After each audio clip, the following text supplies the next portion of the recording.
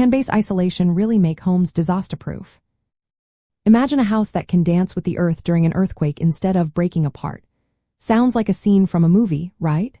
But in real life, base isolation technology makes this possible. It's a way to protect buildings from seismic shocks by separating the structure from its foundation. This method involves placing the house on special flexible pads or bearings that absorb the shaking. These components act like shock absorbers, reducing the force transferred to the building during an earthquake. The main idea is to keep the house stable and prevent damage, so it stays safe and functional after a quake. Decoupling is the key concept here.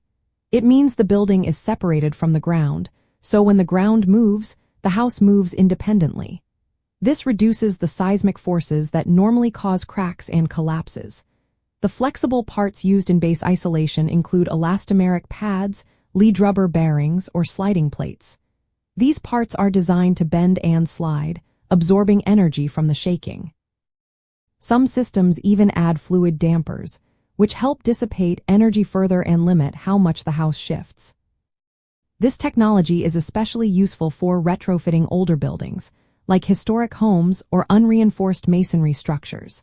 It helps preserve these buildings by reducing the seismic forces they face.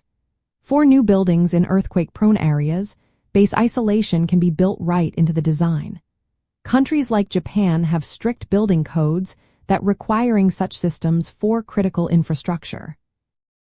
While base isolation can be costly upfront, it often saves money in the long run. It reduces repair costs after an earthquake and can lower insurance premiums. The typical installation process involves adding the isolation bearings during construction or retrofitting, which can take a few weeks. The cost varies depending on the size of the building, but for a standard home, it might range from $20,000 to $50,000. Larger or more complex structures cost more. However, there are some limitations. Base isolation needs extra space around the house to allow for movement. This can reduce yard or garden space. It also involves complex design work, including ground motion studies and regulatory approval, which can add to the timeline and expenses.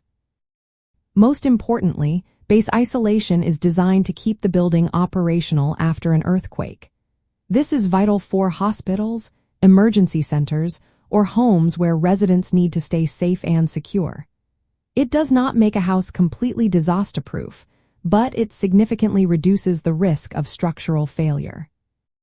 In the context of disaster preparedness and risk reduction, adding base isolation to homes is a smart move. It's a way to make buildings more resilient, especially in earthquake zones. When combined with early warning systems and proper retrofitting, it creates a stronger shield against natural disasters. So, while no system can guarantee total safety, base isolation can definitely help homes stand strong when the earth starts to shake.